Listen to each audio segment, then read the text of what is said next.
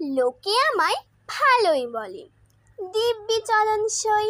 দোষের মধ্যে একটু নাকি মিথ্যে কথা কই।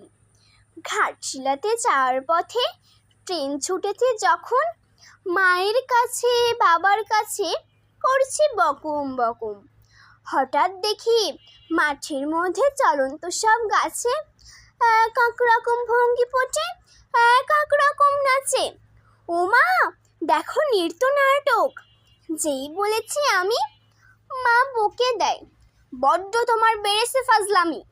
চিড়িয়াখানার নাম জানো তো? আমার সেজো মেশর আদর করে দেখিয়েছিলেন পশুরাজের কেশর। কদিন পরে চুন খসানো দেয়াল জুড়ে এ কি ঠিক অবিকল সেরকমই মূর্তি যেন দেখি। ক্লাসের মধ্যে যেই বলেছি সুরঞ্জনার কাছে, জানিস আমার ঘরের মধ্যে সিংহ বাঁধা আছে।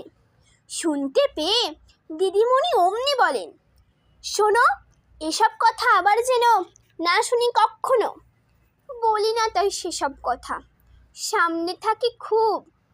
কিন্তু সেদিন হয়েছে কি, এমনই বেয়াকুব, আকাশ পারে আবারও চোখ গিয়েছে আটকে।